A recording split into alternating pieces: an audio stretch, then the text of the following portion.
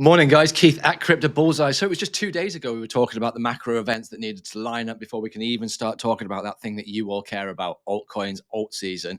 Everybody's gone home, guys, but I said that these metrics needed to align up. I get it, guys. Bitcoin's boring. I get it. Bitcoin dominance is boring, guys. Total 3 is boring. The strength of the dollar is boring. All of these things are boring, but guess what? They're all aligning up now, so we can start talking about the next thing that you're interested in, which is altcoins. So we're going to go over an update on the macro, unfortunately, guys. Sit through that tight, and then you've got all your altcoin requests to follow.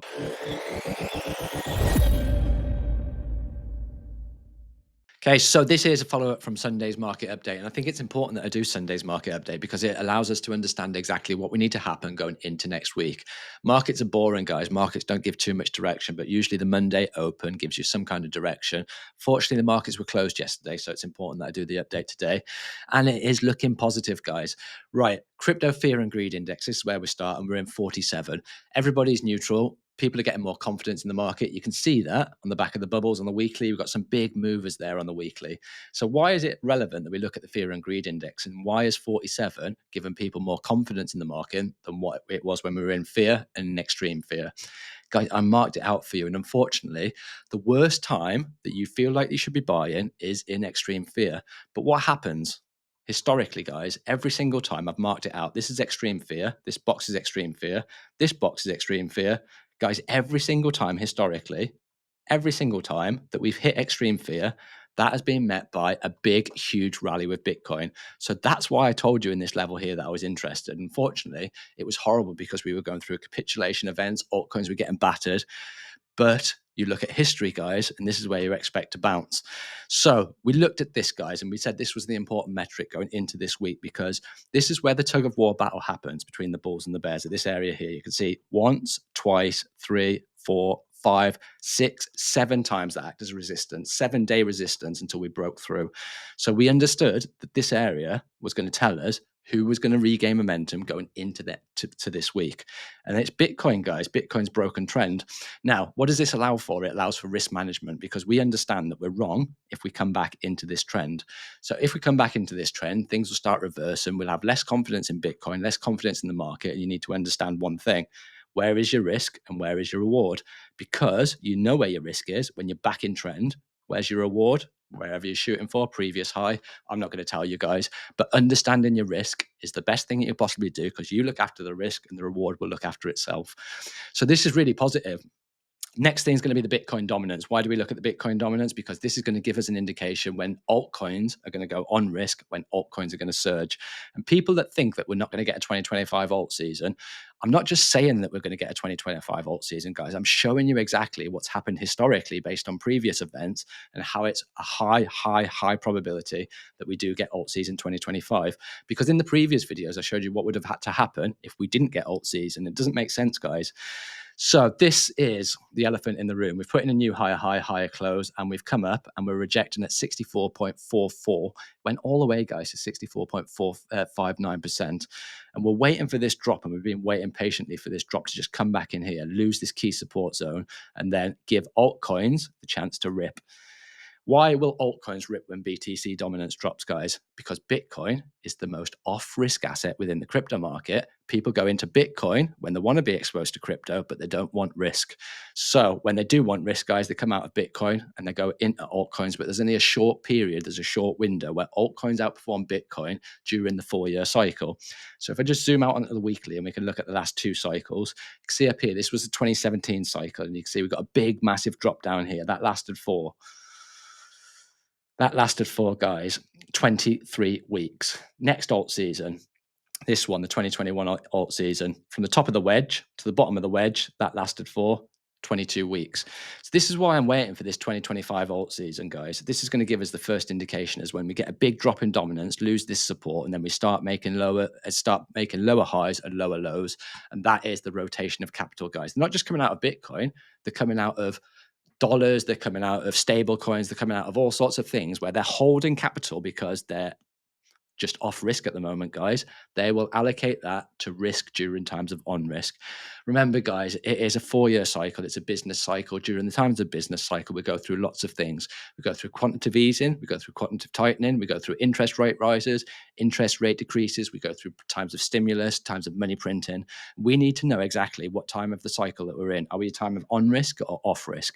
Because off risk, guys, people go into the dollar because the dollar's a safe haven. Dollar's going to give them the most interest when the market is bad. When the market's pulling back and they can get 5%, 6% on the dollar, they're going to do that, guys. Right, okay, so that's the second thing we're looking for. And the next thing is this, guys. We're trying to break out on total 3.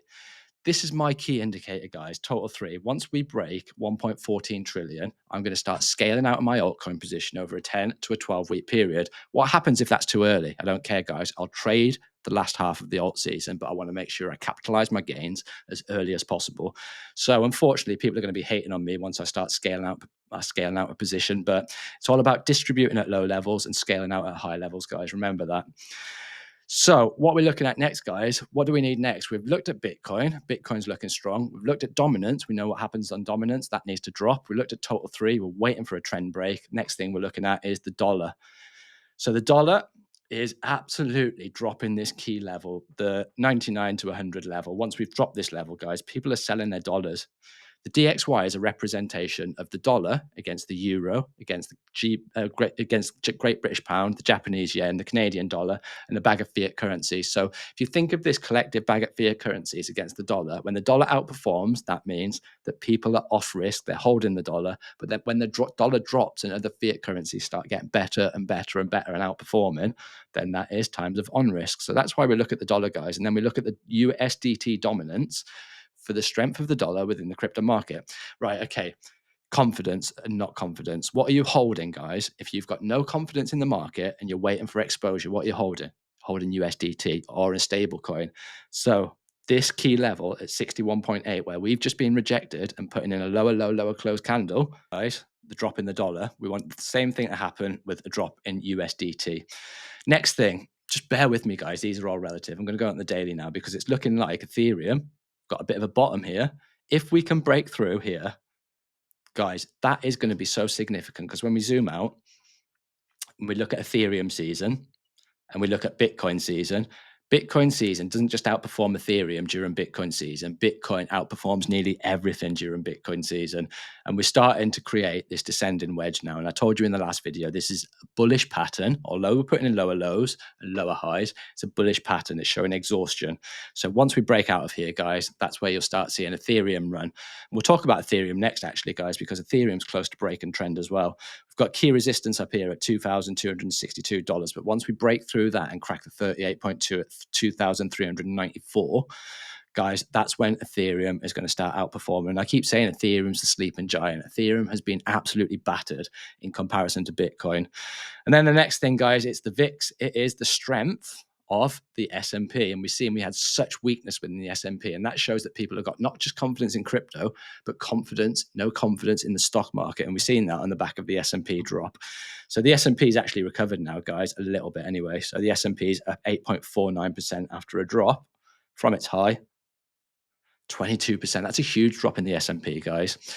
Okay, pat yourself on the back because we're going to altcoins now. Anyone that's fast forwarded this, guys, unfortunately, you're not going to have that much of a chance in cryptocurrency if you don't understand the macro and you don't understand the risk perspective. So hopefully you've all been here and watched the whole of the video. How do you feel about the crypto market, actually, guys? Because it is an emotional game. And as far as crypto is concerned, I've always had conviction, and I've told you what my conviction is. I've got so much hate in the comments, guys, and I don't get paid for doing this. I've done this for 3 years. I've built my channel up to like 8,500. It's not a massive amount considering the amount of time that I've put in there, guys. But recently I have been doubting myself, and I've been having emotions from not just crypto, but just my channel as a whole, because I put myself out there and I second guess whether I'm actually good enough to do this because of the hate that I get in the comments. I get lots of good comments, and we've built a great community in the Discord group, guys. And I've got so much love for you guys in the Discord group. You've become a group of friends. But I did start second guessing myself over the last few days, but I'm all right now, guys, after a day off. Right, anyway, altcoins. So we were talking about all of these in the last video. What needs to happen? We were creating XLM. Let's start with XLM. We created a bullish divergence and said, once you've got a bullish divergence, the chart needs to catch up. So we're starting to put in a little bit of momentum here. What you need to do, guys, is wait for a break of trend on this one. You're going to start seeing trend breaks everywhere now. Trend breaks everywhere. So look at this Algorand, guys. We're waiting for a trend break. That's nearly ready. Once you've got a trend break, what does that allow for? Risk management. What do I mean by that? Understanding where you're wrong when you come back in trend. Where you're shooting for? Previous high. Easy, guys, easy. Understand your risk. So this is another wedge, guys, a descending wedge. That's a bullish pattern. You know, it's a bullish pattern. We're putting a high low on the RSI. That's signaling strength. Once we've got a breakout here, we're so close to these breakouts, guys. We're so close. In the next couple of days, it looks like we're going to get some big breaks. So AXL is looking good as soon as we get a break of this descending wedge. You've got resistance actually on AXL. You've got resistance here at 49 cents, 50 cents. Once you break that, you're real going to start to see an acceleration. We've got GLMR next. GLMR is looking like it's breaking trend very closely. Let me just zoom in on this one. This is looking good, guys. We've not only broken trend. What have we got? We've not only broken trend, guys. You've got a bit of a divergence here where you're putting in higher lows, just about. Once you've broken this trend here, that's looking good to me. Is it backed up by any volume? We can have a look. Why do we look at volume? No, it's not backed up by volume. If you get a trend break, guys, if you get a trend break and it's backed up by a huge volume spike, like you see here, that confirms the trend break. That's showing it's got momentum behind it. So just be careful with that one. But what that allows for is because it's had a break and because it's had a retest, it allows for such tight risk to reward. When you put in your risk tool in, you can come all the way down here, guys. So that's what that does to your risk to reward. Next, Cardano is breaking trend right now.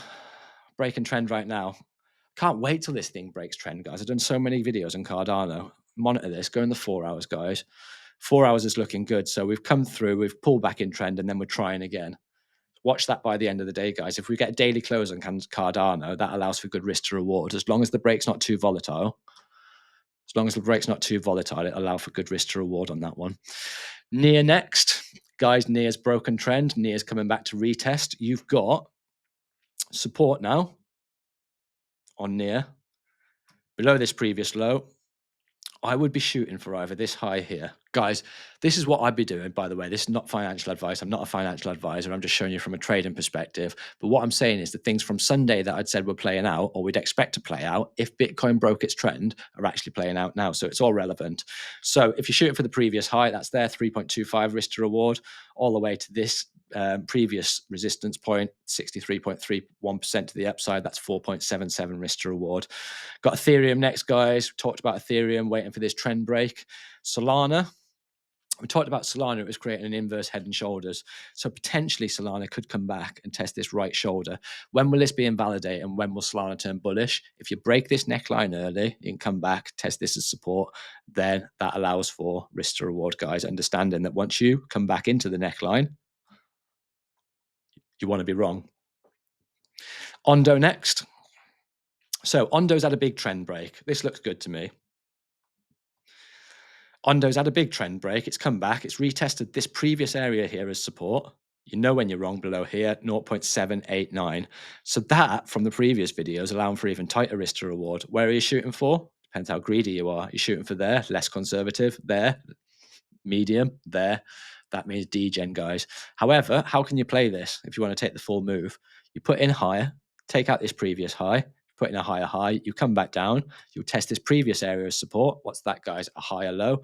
Then what you can do is you can bring your stop loss up, and continue the trend all the way, higher low, bring your stop loss up, bring your stop loss up. And that's how you can play the trend all the way to the top, guys, until it reverses. Just an example, if the trend did this, bam, bam, bam, bam, higher lows, and you're continuing to put this up,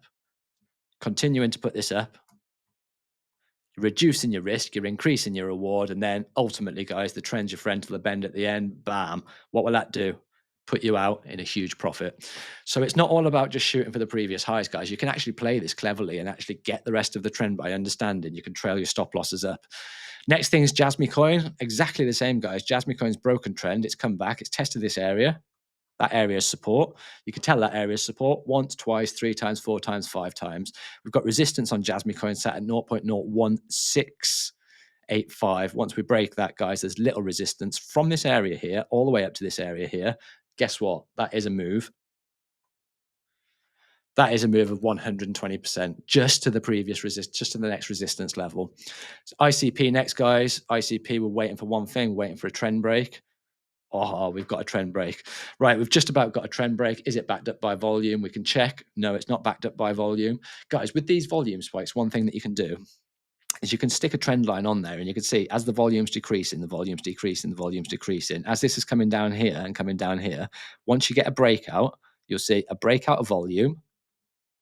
You'll see a breakout of volume, and then you'll see a breakout. That's a confirmed breakout, guys, and that gives you a higher, stronger indication that this breakout is real.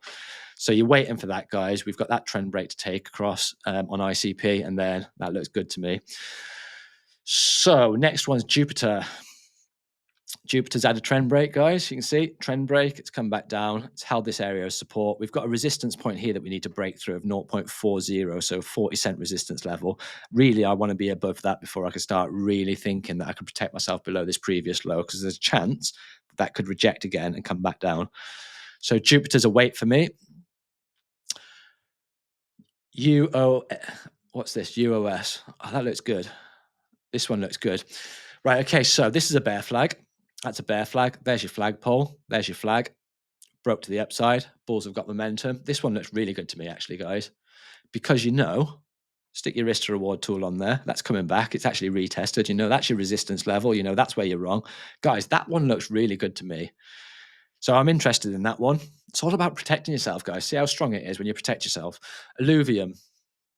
What's this, guys? What did we say? Descending channel. Once we get a breakout of a descending channel, this is a bearish move. This is signaling exhaustion. We've got a little bit of momentum as far as volume's concerned, but what you're really waiting for is this break here.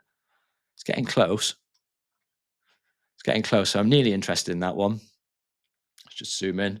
Yeah, you can see it's rejected a couple of times at this level, guys. So this level is going to be the key level to break. What's that? 1340. So 1340 is going to be the key level to break on that one. Last one is XCN, guys. This is my biggest one since in crypto this year. This is my biggest gains in crypto this year. I put $49 in. It went to $3,000 within the bullseye portfolio. So how would I play this? We're creating a bull flag. So you're creating a bull flag here, guys. Do you take this now? Because we've got all this wiggle room all the way down to this support zone. That support zone there is 20% to the downside. So it's simple, guys. One thing that crypto loves is a break of a diagonal. So you stick your diagonal on there. Once you've got a break of trend, that's showing bulls have got momentum. That's showing that this way you protect yourself. That's showing if you're wrong, you want to be wrong with the least amount of capital possible, and you want to live to fight another day. Because if you're stopped out there, guys, if you take the break and you're stopped out there, then it comes back down to this support. You might lose 1-2% or whatever there, but you get it 20% cheaper down here. So if you re-entered at this level, a stronger support level, waited for a break at this level, that increases your reward and reduces your risk. So it is about patience, guys. Let me do HBAR next. HBAR. So HBAR is creating a nice little pattern here, guys. You've got your 618 retracement. So this is a 618 retracement from this previous high here. You can see that acted as support once, twice, 3, 4, and there's big accumulation phase here. This is going to be a big area to overcome. So once we break the 618, that's showing strength, and that you would expect to act as support. So that is sitting at 0.17667. But remember, guys, if you get a volatile break and it comes back down and retests, and you're looking to take the close, and it's volatile up here, what does that do at your risk to reward? You need to be thinking these things, because you know you're wrong when you're back down here. Where are you shooting for? Wherever. 1.41 risk to reward. How can you reduce that?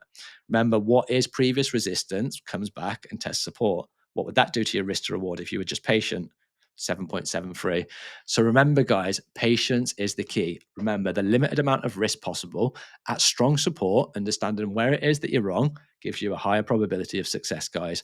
So if you did enjoy this video, let me know in the comments. Am I actually good enough for YouTube, guys? Because I've got confidence as far as my skills, as far as TA is concerned, but as far as presenting is concerned, I am starting to doubt myself. So let me know what you think of this video. Let me know what you want to see in the next video. Join our Discord group, guys. It's getting ramming in there now, and we've got lots of things going on in there. So join the Discord group. And as well, if you do want to protect your cryptocurrency, guys, we've got an offer on Tangent. It is 25% off on the winter offer, 25% off on the Bitcoin offer. I think it's works out about $50, guys, for the 3-card offer using my discount code bullseye discount, and I'll leave that in the description below. I think that's about it for now, guys. Take care of yourself, and I'll see you in the next one.